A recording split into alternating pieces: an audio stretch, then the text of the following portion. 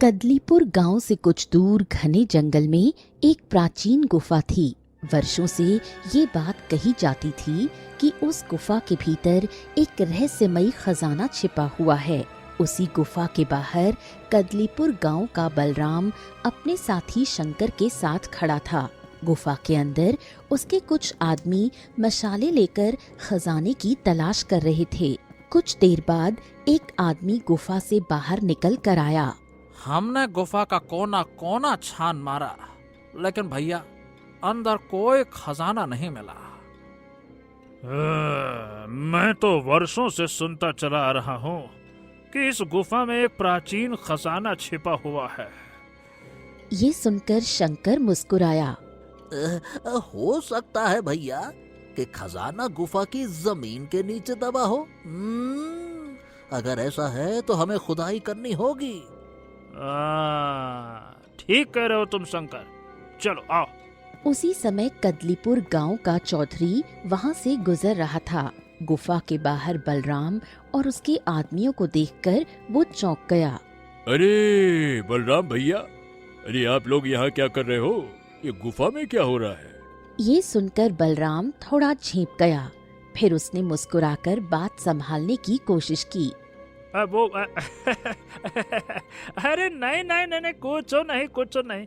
वो क्या है कि हम जंगल में टहल रहे थे ना, अब गुफा के अंदर कुछ हलचल सुनाई दी, तो बस यही देखने के लिए रुक गए कि कहीं कोई जंगली जानवर तो नहीं घुस गया। बेचारा परेशान हो जाएगा, निकल नहीं पाएगा तो। अच्छा, तो क्या कोई जंगली जानवर निकला? नहीं, मेरा शक बेकार निकला। अंदर कोई नहीं था। ये सब हो गया, होता रहता है, जंगल है, सब हलचल होती रहती है। चलो चलो। चौधरी वहां से चला गया। अरे बलराम भैया, आपका गुफा के अंदर खुदाई करने का सपना तो अधूरा रह जाएगा। इस रास्ते से गांव का कोई न कोई आदमी आता जाता रहता है। अगर खुदाई शुरू की तो लोग सवाल करेंगे। अरे तू चिंता मत कर शंकर, इसके लिए मुझे कोई ना कोई उपाय सूझ ही जाएगा। चलो अभी फिलहाल घर चलते हैं, चलो। इतना कहकर वो अपने आदमियों और शंकर को लेकर गांव की ओर चल पड़ा। कदलीपुर गांव दूर दूर तक केले की खेती के लिए प्रसिद्ध था। गांव के चारों ओर विशाल केले के बाग फैले हुए थे। इसी गांव में अर्जुन नाम का एक मेहनती और मजबूत किसान अपनी पत्नी गौरी के साथ रहता था। सुबह का समय था। अर्जुन खेत जाने की तैयारी कर रहा था। सुनिए जी, घर का अनाज खत्म होने वाला है। शाम को लौटते समय थोड़ा अनाज लेते आइएगा। हाँ, अनाज तो ले आऊंगा, लेकिन इस बार हमें उसे ज्यादा दिनों तक चलाना होगा गौरी। क्यों, क्या बात है? सब ठीक तो है? अरे कुछ दिनों से व्यापार बड़ा मंदा चल रहा है गौरी, क्या बताएं। कहते हैं कि अब दूसरे देशों से कई तरह के नए फल आने लगे हैं और इसी वजह से केले की मांग दिन ब दिन कम होती जा रही है। आज इसी बात पर चर्चा करने के लिए मुखिया जी ने गांव के सभी किसानों को चौपाल पे बुलाया है। देखते हैं क्या होता है। चलो गौरी, आता हूं मैं। इतना कहकर अर्जुन वहां से चला गया। गौरी के चेहरे पर चिंता की लकीरें उभर आईं। सुबह से शाम तक खेत में काम करने के बाद अर्जुन गांव की चौपाल पहुंचा। आओ। अरे मैं तुम्हारा ही इंतजार कर रहा था। आओ अर्जुन, आओ। हाँ, सभी को राम राम। राम राम राम राम मुखिया जी, राम राम। बताइए तो मुखिया जी, समस्या का क्या हल निकला? हाँ, देखो भाई, पहले हमारा सारा केला केशव नगर राज्य में बिक जाता था, लेकिन कुछ समय से वहां के लोगों ने भी केला खरीदना कम कर दिया। हमारे व्यापार की हालत और खराब हो गई है। ये बात तो है। तो क्या करें मुखिया जी फिर? मैंने सोचा है कि हमें केले की खेती बंद करके कोई दूसरी खेती शुरू कर देनी चाहिए। क्या बात कर रहे हैं? लेकिन हमारा गांव तो केले की खेती के नाम से ही प्रसिद्ध है। अब जैसा नाम वैसा काम नहीं तो फिर करेंगे क्या? तभी वहां बैठा एक बुजुर्ग किसान बोला। अरे प्रसिद्धि से किसी का पेट नहीं भरता है बेटा, हमें अपना घर भी तो चलाना है ना। देखिए, ऐसा है काका और मुखिया जी, सब लोग गांव वालों, देखिए हमें ना कोई जल्दबाजी में फैसला नहीं करना चाहिए। माने कि हमें कुछ ऐसा सोचना चाहिए जिससे हमारे गांव की पहचान भी बनी रहे और व्यापार भी बढ़े। ये बात तो सही है। चलो ठीक है, मैं तुम्हें कुछ दिनों की मोहलत देता हूँ अर्जुन। अगर इस बीच तुम्हें कोई दूसरा उपाय सूझे जिससे केले का व्यापार भी बढ़ सके और हमारा काम भी चलता रहे तो बहुत अच्छी बात है। नहीं तो भाई हमें दूसरी खेती के बारे में सोचना पड़ेगा। बस चलो भाई, चलो चलो चलो चलो। कुछ देर बाद चौपाल की बैठक समाप्त हो गई और सभी किसान अपने अपने घर लौट गए। कुछ समय ऐसे ही बीत गया। एक दिन मुखिया गांव के कुछ किसानों को लेकर अर्जुन के खेत पर पहुंचा। क्या हुआ मुखिया जी, आप सब यहाँ कैसे? काफी समय हो गया अर्जुन, बताओ क्या तुमने कुछ सोचा, कुछ विचारा? सही बताऊं तो अभी तक मेरे दिमाग में कोई उपाय आया नहीं है मुखिया जी। तभी वहां बलराम अपने साथी शंकर के साथ पहुंचा। मुखिया जी राम राम। मेरे पास एक बहुत बढ़िया सुझाव है। अब देखिए, आप तो जानते हैं मेरा राजमहल में आना जाना लगा रहता है। हमारा गांव केले की खेती के लिए प्रसिद्ध जरूर है, लेकिन भैया समय भी तो बदल गया है। अब कोई हमारे गांव का केला खरीदना ही नहीं चाहता है, तो क्या उसके मुंह में जबरदस्ती ठूस दीजिएगा का? नहीं ना। इसीलिए हमें भी अपनी सोच बदलनी होगी। हाँ, इसी बात की तो हम चर्चा कर रहे हैं। तुम्हारे पास क्या उपाय है? अरे चर्चा वर्चा करने से कुछ थोड़ी होगा। समय आ गया है बदलाव का। कल ही मेरी महामंत्री जी से मुलाकात हुई थी। मैंने उनसे हमारे गांव के हालात के बारे में बात की तो उन्होंने एक बहुत बढ़िया सुझाव दिया है। कैसा सुझाव? महामंत्री जी चाहते हैं कि हमारे गांव में खेतों की जगह राजसी सराय और राजसी बाजार बनवाए जाएं। हमारा गांव केशव नगर राज्य जाने का मुख्य रास्ता है। जो भी केशव नगर जाता है उसे हमारे गांव के रास्ते से ही गुजरना पड़ता है। अगर यहाँ सराय और बाजार बन जाए तो गांव वालों को बहुत बड़ा लाभ होगा। मेहनत भी नहीं करनी पड़ेगी और बैठे बिठाए किराया भी तो मिलता रहेगा, हैं? ये सुनकर मुखिया की आंखों में चमक आ गई। हाँ, क्या तुम सच कह रहे हो? अरे क्या बात करते हैं, झूठ काहे बोलेंगे। अगर आपको मेरी बात पर विश्वास नहीं है तो कल मैं महामंत्री को गांव में लेकर आऊंगा। वो स्वयं आप लोगों के सामने यही बात कहेंगे। तब आपको पता चल जाएगा कि मैं हवा में बातें नहीं करता, ठोस बात करता हूं मैं। ये सुनकर मुखिया खुश हो गया। वाह बलराम वाह, अगर ऐसा हो गया तो हमारा गांव सच में खुशहाल हो जाएगा। हाँ, एक काम करो, तुम कल महामंत्री को बुला ही लो। बलराम मुस्कुराया और शंकर के साथ वहां से चला गया।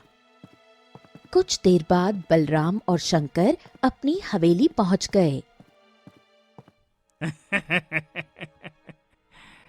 अब बलराम भैया, अब मेरी कुछ समझ में नहीं आ रहा। माने कि आपकी महामंत्री जी से बात कब हुई? अरे महामंत्री मेरा पुराना मित्र है और वो बहुत ही भ्रष्ट आदमी है। मैं महामंत्री को गुफा के बारे में पहले ही बता चुका हूँ। मैंने उसे विश्वास दिला दिया है कि गुफा के अंदर एक बहुत बड़ा खजाना छिपा हुआ है, लेकिन उस खजाने तक पहुंचने के लिए कदलीपुर गांव का खाली होना बहुत जरूरी है। ओ, तो आप चाहते क्या है मालिक? तो मुद्दे की बात ये है कि कल मैं महामंत्री को गांव में लेकर आऊंगा। गांव वालों के सामने वही प्रस्ताव रखा जाएगा जो मैंने आज रखा है। जब गांव वाले महामंत्री के मुंह से बातें सुनेंगे ना तो उन्हें पूरा विश्वास हो जाएगा। महामंत्री गांव वालों को बहुत कम दाम देकर उनके खेत और घर अपने नाम करवा लेंगे। फिर कुछ समय बाद जब उनके पास का धन खत्म हो जाएगा तब उन्हें धक्के मारकर गांव से बाहर निकाल दिया जाएगा। उधर अर्जुन चिंता में डूबा अपने घर पहुंचा। क्या हुआ? आप इतने परेशान क्यों लग रहे हैं? अर्जुन ने खेत में हुई सारी घटना अपनी पत्नी गौरी को बता दी। हाँ, क्या बताऊं गौरी, न जाने क्यों बलराम की बातों पर मुझे भरोसा नहीं हो रहा है। मुझे लग रहा है कि उसके दिमाग में जरूर कोई बहुत बड़ी योजना चल रही है। आपके मन में जो बात है उसे मुखिया जी के सामने रखना चाहिए। तुम सही कह रही हो। कुछ देर बाद वो सीधे मुखिया के घर की ओर चल पड़ा। रात का समय था। मुखिया अपने आंगन में बैठा हुआ था। तभी उसने अर्जुन को अपनी ओर आते देखा। अरे अर्जुन, तुम भाई इतनी रात को, सब ठीक तो है? मुखिया जी, सही बताऊं मुझे बलराम की बातों पर विश्वास नहीं हो रहा। न जाने क्यों मुझे लग रहा है कि उसके दिमाग में ना कोई बहुत बड़ी चाल चल रही है। आप समझ रहे हैं ना? बलराम, देखो भाई, ऐसा है अर्जुन, बलराम इस बुरे समय में एक बहुत अच्छा प्रस्ताव लेकर आया है। अब इसमें सोचने वाली क्या बात है? देखो, कल वो महामंत्री को भी गांव लेकर आएगा। अगर उसकी बातों में जरा सी भी सच्चाई हुई तो विश्वास करो, हमारे गांव की तकदीर बदल जाएगी। हाँ। अरे आप समझ नहीं रहे मुखिया जी, बलराम ने आप सबको लालच दिया है, लालच। अरे बिना मेहनत के धन कमाने का लालच है ये। इस गांव में सराय और बाजार बनवाने का लालच है ये। अब सोच के देखिए, अगर ऐसा हो गया तो कुछ समय बाद क्या होगा कि हमारे गांव की पहचान ही खत्म हो जाएगी, जिसको बचाने के लिए मैं आपसे कह रहा हूं। और हमारे गांव जो है वो केले की खेती के लिए प्रसिद्ध है ना, सराय और बाजार के लिए थोड़ी। अगर खेती ही नहीं रहेगी, खेत नहीं रहेंगे, तो फिर कदलीपुर की पहचान क्या रहेगी? सराय और बाजार, बताइए भला। अब ऐसा है अर्जुन, हम अपने केले के व्यापार को डूबने से बचा तो नहीं पा रहे हैं, सीधी बात है। अब ऐसी स्थिति में किसानों को अपना घर चलाना मुश्किल हो गया है। इसीलिए मुझे बलराम का सुझाव बिल्कुल ठीक लगा भाई, कोई समस्या की बात नहीं है। चलो कल महामंत्री से मिलते हैं। अब अगले दिन बलराम राजमहल के महामंत्री को लेकर गांव पहुंचा।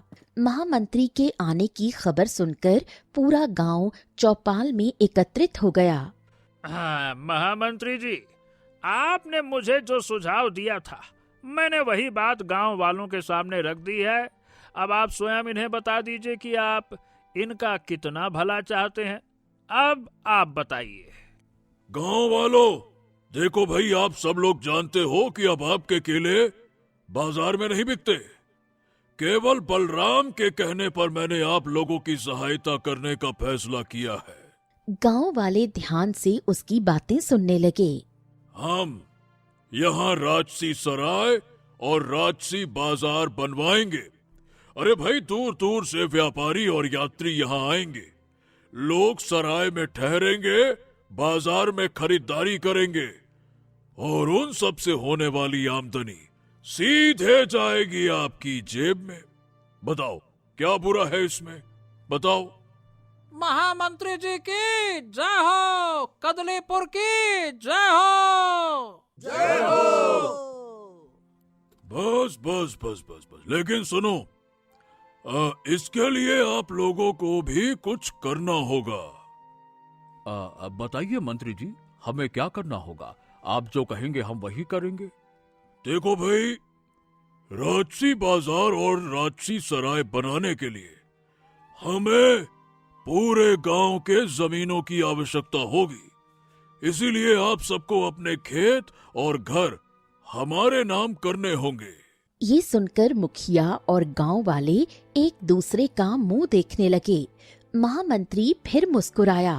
बस बस बस बस अरे भाई, घबराने की कोई आवश्यकता नहीं है। हम आपकी जमीन मुफ्त में थोड़ी लेंगे। इसके बदले गांव के हर परिवार को 1 महीने का खर्च दिया जाएगा।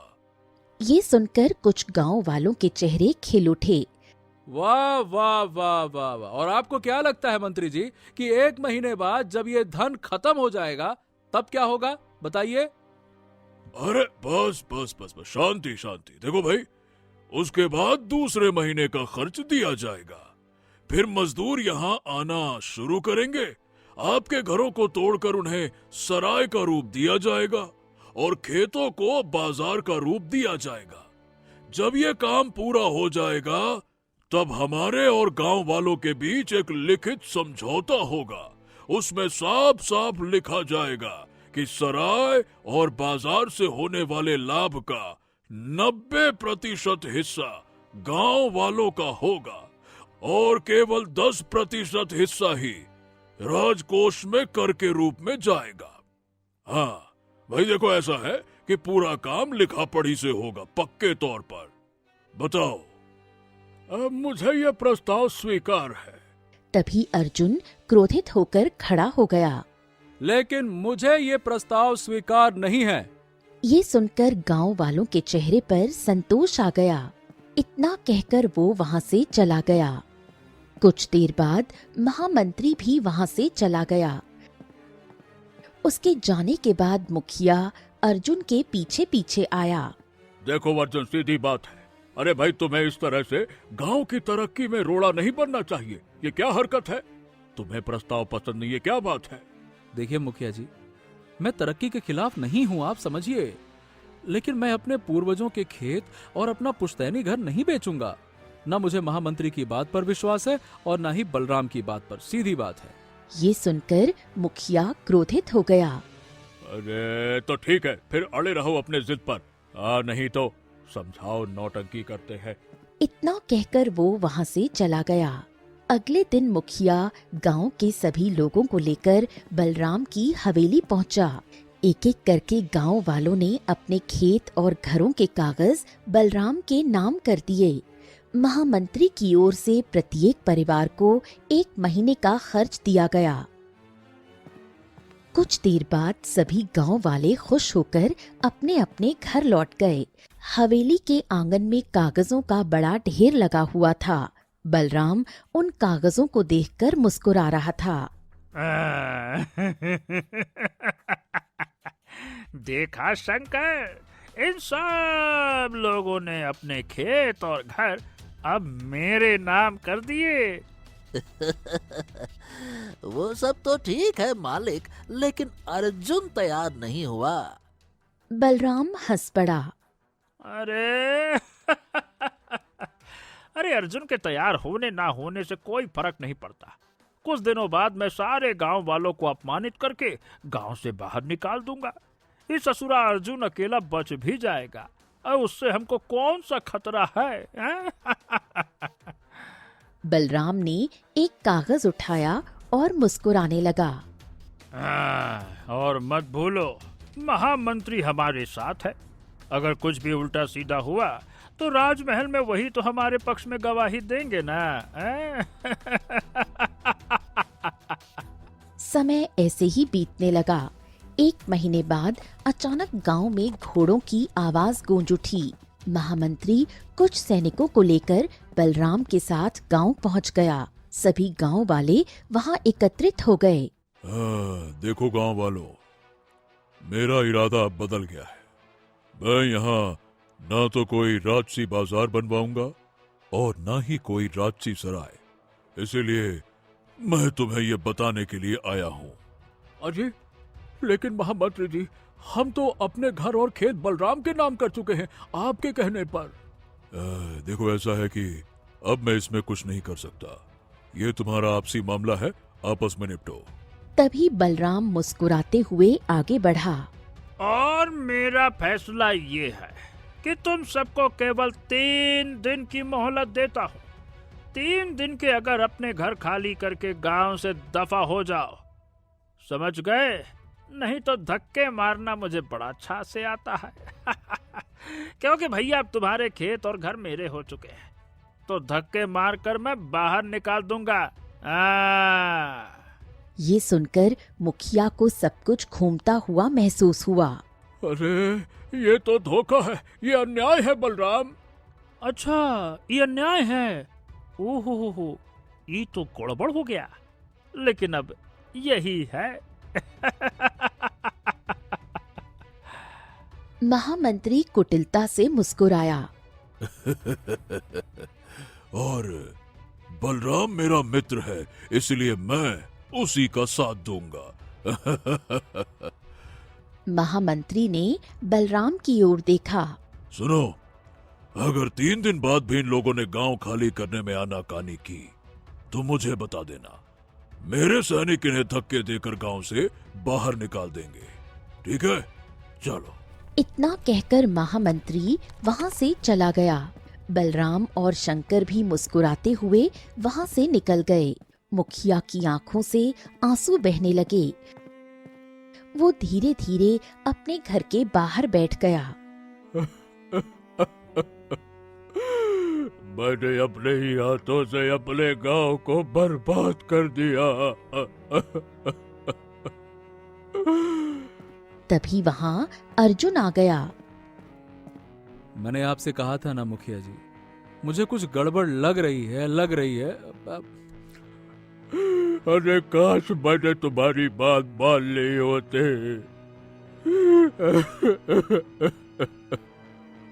बस बस बस बस, शांत हो जाइए मुखिया जी, चिंता मत करिए। हम महाराज से सहायता मांगेंगे। चलिए मेरे साथ चलिए, आइए। कुछ देर बाद अर्जुन और मुखिया राज दरबार पहुंच गए। उन्होंने राजा सूरज को शुरू से लेकर अंत तक सारी घटना बता दी। क्या ये बात सच है मंत्री जी? अरे महाराज, ये दोनों झूठ बोल रहे हैं। मैंने ऐसा कोई वादा नहीं किया था। मैं ऐसा क्यों करूंगा? अरे झूठ तो अब आप बोल रहे हैं महामंत्री जी।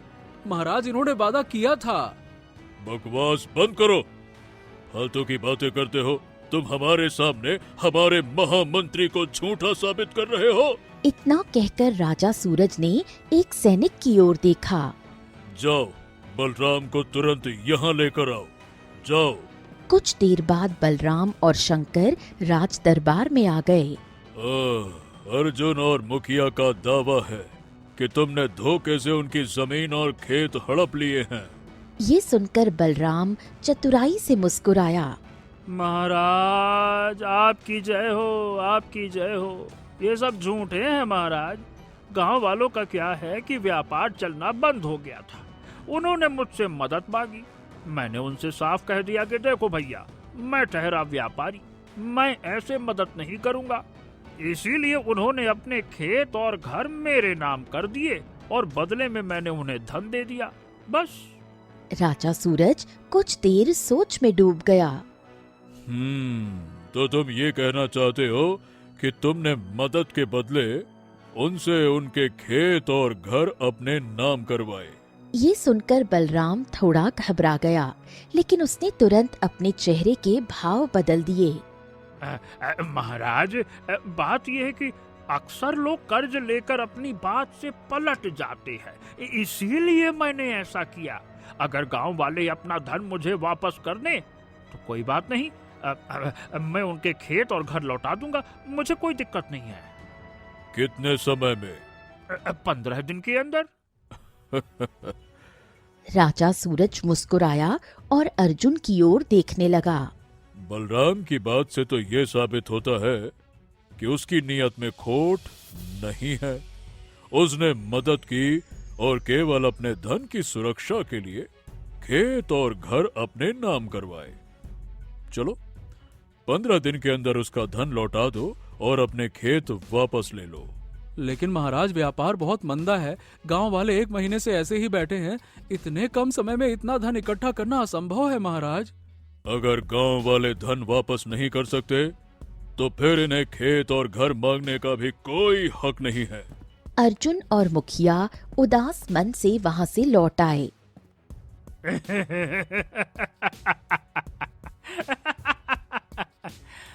उनके पीछे पीछे बलराम और शंकर भी गांव लौट आए। हवेली में पहुंचते ही बलराम जोर जोर से हंसने लगा। 15 दिन बाद इन सभी गांव वालों को मैं अपने हाथों से इस गांव से बाहर निकालूंगा। अब ये लोग महाराज के पास भी नहीं जा सकते। ये सिर्फ जा सकते हैं तो इस गांव से बाहर। 2 दिन ऐसे ही बीत गए। अर्जुन घने जंगल में एक वृक्ष के नीचे बैठा गांव वालों की हालत सोचकर आंसू बहा रहा था। तभी किसी ने पीछे से उसके कंधे पर हाथ रखा। अर्जुन ने पीछे मुड़कर देखा। उसके सामने एक बूढ़ी स्त्री खड़ी थी। क्या हुआ बेटा, तुम रो क्यों रहे हो? अर्जुन ने उस स्त्री की ओर देखा और शुरू से लेकर अंत तक सारी घटना बता दी। अब आप ही बताइए मैं क्या करूं? 15 दिन के अंदर इतना धन कैसे इकट्ठा हो सकता है? क्या करूं मैं? गांव वालों के प्रति तुम्हारी चिंता देखकर मुझे अच्छा लगा। सच बताऊं, वर्षों पहले मैं भी तुम्हारे गांव में ही रहती थी। उस समय कदलीपुर के केले दूर दूर तक प्रसिद्ध थे, लेकिन फिर समय बदला और लोगों ने हमारे गांव के केले खरीदने बंद कर दिए। लेकिन ऐसा क्यों हुआ?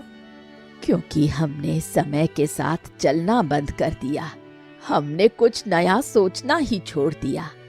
मैं तुम्हारी मदद कर सकती हूँ, लेकिन हिम्मत तुम्हें खुद करनी होगी। मेरे साथ चलो। बूढ़ी स्त्री अर्जुन को अपने साथ जंगल के अंदर बनी एक छोटी सी झोपड़ी में ले गई। झोपड़ी के अंदर कई तरह के अनाज, मसाले और पकवान बनाने की सामग्री रखी हुई थी। आप यहाँ अकेली रहती हैं? हाँ, और वर्षों से इसी जंगल को अपना घर मानती हूँ। जानते हो, तुम्हारे गांव वालों के साथ ऐसा बलराम ने क्यों किया? क्यों? केवल तुम्हारे गांव के जंगल में ये प्राचीन गुफा है। बलराम को विश्वास है कि उस गुफा के अंदर एक बड़ा खजाना छिपा हुआ है। वो गुफा की खुदाई करना चाहता है, लेकिन साथ ही ये भी नहीं चाहता कि गांव का कोई व्यक्ति इस रहस्य को जान सके। इसलिए उसने गांव वालों को धोखे से गांव खाली करवाने की योजना बनाई है। आपको ये सब कैसे पता? जब बलराम अपने साथी शंकर से बात कर रहा था, तब मैं उनकी सारी बातें सुन रही थी। ओह, तो क्या वास्तव में गुफा के अंदर कोई खजाना है? खजाना तो है, लेकिन वो खजाना नहीं जो बलराम सोच रहा है। आप तो ऐसी बातें कर रही हैं जैसे मेरे गांव के हर व्यक्ति को जानती हो। मेरा नाम जानकी है। बरसों पहले मैं भी तुम्हारे गांव में रहती थी।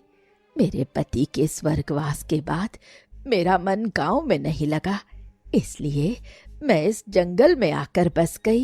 लेकिन आज भी मैं अपने गांव और गांव वालों को नहीं भूली। बलराम ने गांव वालों को राजसी सराय और बाजार का झांसा देकर फंसाया है। तुम उसी की चाल से उसे मात दे सकते हो। लेकिन कैसे? मैं एक प्राचीन व्यंजन की विधि जानती हूँ। ये विधि मेरी दादी ने मुझे सिखाई थी और इसमें केले का उपयोग होता है। अगर ये व्यंजन सफल हो गया तो तुम्हारे गांव की किस्मत बदल जाएगी। आखिर ऐसा कौन सा व्यंजन है जिसमें केले का प्रयोग होता है? शाही केला पुलाव। जानकी अर्जुन को रसोई के पास ले गई। वहां मिट्टी के बर्तन, मसाले और केले रखे हुए थे। सबसे पहले 4 कच्चे केले लो और उन्हें उबालकर छोटे छोटे टुकड़ों में काट लो। अर्जुन ध्यान से उसकी बात सुनने लगा। अब 2 कटोरी सुगंधित चावल आधे पका लो। इसके बाद देसी घी गर्म करो और उसमें तेज पत्ता, लौंग, दालचीनी और छोटी इलायची डालकर भूनो। कुछ ही क्षणों में पूरी झोपड़ी खुशबू से भर गई। अब इन मसालों में केले के टुकड़े डालो और उन्हें हल्का सुनहरा होने तक पकाओ। अर्जुन वैसा ही करने लगा। अब मिट्टी का बर्तन लो और उसमें चावल और केले की परतें लगाओ। जानकी ने एक कटोरी की ओर इशारा किया। इसके ऊपर केसर मिला दूध डालो, फिर काजू और किशमिश डालो और सबसे आखिर में ये चंद्र पुष्प का चूर्ण डालो। यही इस व्यंजन का सबसे बड़ा रहस्य है। अर्जुन ने आश्चर्य से उस जड़ी को देखा। वाह, ये तो बहुत सुगंधित है। अब बर्तन को आटे से बंद कर दो और धीमी आंच पर दम दो। कुछ ही देर बाद बर्तन से ऐसी मनमोहक सुगंध उठने लगी कि दूर बैठे पक्षी भी झोपड़ी के पास आकर बैठ गए। जानकी ने मुस्कुराते हुए बर्तन खोला। लो, तैयार हो गया शाही केला पुलाव। अर्जुन ने एक कौर खाया और उसकी आंखें चमक उठीं। हाँ हाँ, इतना स्वादिष्ट व्यंजन मैंने आज तक नहीं खाया। जानकी मुस्कुराने लगी। मैंने कहा था ना, तुम्हारे गांव की किस्मत बदल सकती है। लेकिन ये बताइए, इससे गांव वालों का कर्ज कैसे उतरेगा? ये कुछ समझ नहीं आया। तुम्हारे गांव में इस समय केले की भरमार है। उन्हें सड़ने देने से अच्छा है कि उनका उपयोग किया जाए। तुम गांव वालों के साथ मिलकर गांव के चौराहे पर उस रास्ते के किनारे जहां से यात्री गुजरते हैं एक छोटा सा भोजनालय बनाओ। वहां ये शाही केला पुलाव बनाकर बेचो। क्या बात कर रहे हैं? लोग इसे खरीदेंगे क्या? पहले लोग हंसेंगे, फिर चखेंगे और फिर दोबारा खाने आएंगे। मुझे विश्वास है कुछ ही दिनों में ये व्यंजन दूर दूर तक प्रसिद्ध हो जाएगा। फिर देखना, तुम न केवल बलराम का कर्ज चुका दोगे बल्कि अपने गांव की खोई हुई पहचान भी वापस पालोगे। अर्जुन शाही केला पुलाव की विधि सीखकर सीधे मुखिया के घर पहुंचा और उसने शुरू से लेकर अंत तक सारी घटना बता दी। अच्छा, तो तुम्हें लगता है कि इतनी जल्दी सब कुछ बदल सकता है, हैं? ओहा मुखिया जी, देखिए ऐसे हिम्मत मत हारिए। अगर हम कोशिश ही नहीं करेंगे तो गांव को बचाएंगे कैसे? बताइए भला। अर्जुन की बातों ने मुखिया के मन में फिर से आत्मविश्वास जगा दिया। ठीक है अर्जुन, मैं तुम्हारा साथ दूंगा। ठीक है। मुखिया ने गांव वालों को एकत्रित किया। सभी ने मिलकर एक ही दिन में गांव के मुख्य रास्ते पर लकड़ी और बांस से एक सुंदर भोजनालय तैयार कर दिया। उधर अर्जुन मिट्टी के बड़े बर्तनों में शाही केला पुलाव बनाने में जुट गया। कुछ देर बाद एक यात्री वहां से गुजरा। सुगंध उसकी नाक से टकराई और उसके कदम अपने आप रुक गए। अरे, इससे पहले तो मैंने यहाँ कोई भोजनालय कभी देखा नहीं। हाँ, ये कैसी अद्भुत खुशबू है। शाही पुलाव, एक बार शाही पुलाव खाकर देखिए, मुझे विश्वास है कि आपको आनंद आ जाएगा। शाही पुलाव, गजब का शाही पुलाव। आइए भाई साहब, एक बार खाकर देखिए। खाइए। यात्री ने पुलाव का एक कौर खाया। अगले ही पल उसकी आंखें चमक उठीं। वाह, इससे स्वादिष्ट पुलाव तो मैंने अपने जीवन में कभी नहीं खाया। वाह, क्या बात है। यात्री ने जल्दी जल्दी पूरा पुलाव खत्म कर दिया। अच्छा, इसकी कीमत क्या है? केवल 5 स्वर्ण मुद्राएं। यात्री ने खुशी खुशी धन दिया और वहां से चला गया। कुछ देर बाद यात्रियों का एक और काफिला वहां से गुजरा। उन्होंने भी शाही केला पुलाव का स्वाद चखा और उसकी प्रशंसा करने लगे। देखते ही देखते अर्जुन का शाही केला पुलाव बिकने लगा। दिन बीतते गए और ग्राहकों की संख्या बढ़ती चली गई। दूर खड़े बलराम और शंकर ये सब देख रहे थे। सुना है मालिक, अर्जुन शाही पुलाव बेच रहा है।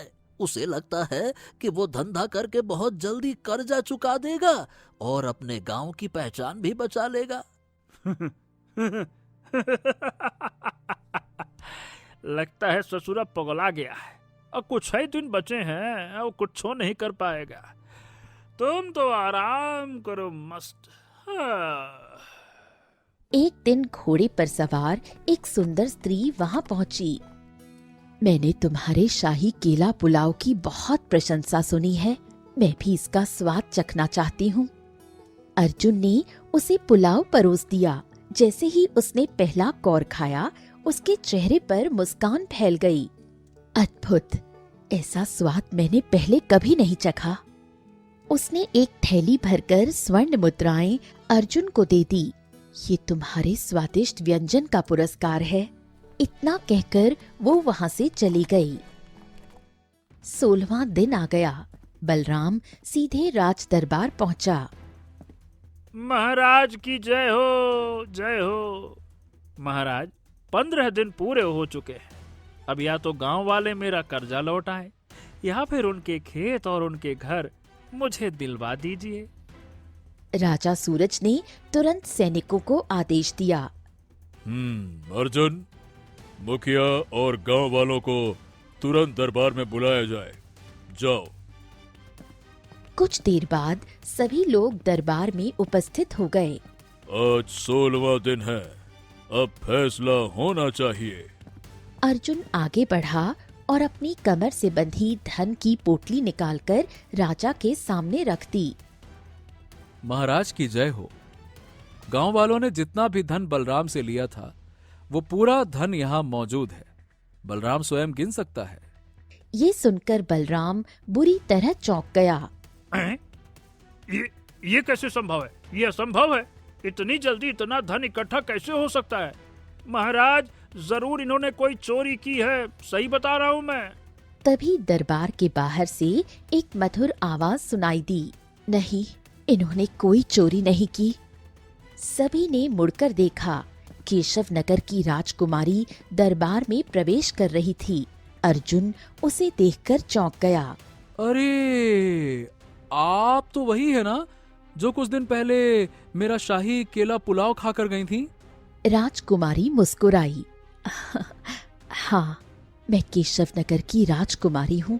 पूरे राज्य में तुम्हारे शाही केला पुलाव की चर्चा हो रही है, इसलिए मैं स्वयं उसका स्वाद चखने गई थी। राजकुमारी ने राजा की ओर देखा। पिताजी, इस व्यंजन की वजह से हमारे राज्य का नाम दूर दूर तक प्रसिद्ध हो गया है। ये सुनकर राजा सूरज चौंक गए। अर्जुन, तुमने ये व्यंजन बनाना कहाँ से सीखा? जंगल में रहने वाली एक बूढ़ी स्त्री से महाराज। हाँ, हम उससे मिलना चाहते हैं। बुलाया जाए। कुछ देर बाद अर्जुन बूढ़ी स्त्री को दरबार में लेकर आया। मैंने ही अर्जुन को शाही केला पुलाव बनाना सिखाया था। इसके बाद उसने बलराम की पूरी योजना राजा को बता दी। राजा सूरज का चेहरा गुस्से से लाल हो गया। ओह, ये बताओ, क्या ये सब कुछ सच है? बोलो। बलराम ने सिर झुका लिया। अरे गर्दन क्या झुका रहे हो? साफ साफ बताओ। हाँ महाराज, अब झूठ बोलने से कोनो फायदा नहीं। महाराज। राजा सूरज ने महामंत्री की ओर देखा। और तुम भी महामंत्री इस योजना में शामिल हो गए? तुमने एक बार भी नहीं सोचा कि तुम्हारी इस हरकत की वजह से पूरा का पूरा गांव उजड़ जाता, हमारी इज्जत मिट्टी में मिल जाती? महामंत्री ने शर्म से सिर झुका लिया। अगर अर्जुन गांव वालों का कर्ज नहीं चुका पाता तो मेरे हाथों कितना बड़ा अन्याय हो जाता। हाँ। बलराम रोने लगा। महाराज, महाराज, मैंने ये सब लालच में किया। मैं गुफा का खजाना अकेले पाना चाहता था। तभी जानकी मुस्कुराई। तुम जिस खजाने को सोना चांदी समझ रहे थे, वो सोना चांदी नहीं है। तो फिर क्या है वहाँ पे? जानकी ने अपनी झोली से एक छोटी पोटली निकाली और उसमें से कुछ बीज बाहर निकाले। ये बीज हैं। वर्षों पहले हमारे गांव के बुजुर्गों ने इन्हें गुफा में छुपा कर रखा था।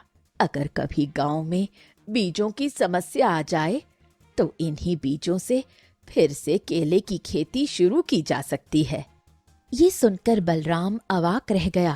बलराम, शंकर और महामंत्री ने लोभ में आकर अपने ही लोगों को धोखा दिया। राजा सूरज ने सैनिकों की ओर देखा। सैनिकों, इन तीनों को आजीवन कारावास में डाल दिया जाए। ले जाओ इन्हें। सैनिक उन्हें बंदी बनाकर ले गए। और गांव वालों की सारी जमीन और घर उन्हें वापस किया जाता है। ये सुनकर पूरे दरबार में खुशी छा गई। कुछ दिनों बाद अर्जुन, मुखिया और गांव के कुछ लोग उस गुफा में पहुंचे। उन्होंने वहां खुदाई शुरू की। कुछ देर बाद मिट्टी के नीचे से कई मटके निकल आए। अर्जुन ने एक मटका खोला। उसके अंदर दुर्लभ केले के बीज भरे हुए थे। तो यही है हमारे गांव का असली खजाना। अरे, हम तो सोना खोज रहे थे, लेकिन भगवान ने हमें उससे भी कीमती चीज दे दी है। सोना तो खत्म हो सकता है मुखिया जी, लेकिन ये बीज हमारे गांव को पीढ़ियों तक जिंदा रखेंगे। अर्जुन ने बीजों को अपनी हथेली में लिया और मुस्कुराने लगा। कुछ समय बाद बदलीपुर गांव फिर से केले की खेती और शाही केला पुलाव के लिए दूर दूर तक प्रसिद्ध हो गया। जिस गांव को लालच उजाड़ने वाला था, उसी गांव को एक नए विचार ने फिर से जीवित कर दिया। जिस धरती को लोग साधारण समझते हैं, कभी कभी उसी की मिट्टी में सबसे बड़ा खजाना छिपा होता है। और जो अपनी जड़ों को बचा लेता है, वही अपने भविष्य को भी बचा लेता है। यही थी शाही केला पुलाव की कहानी।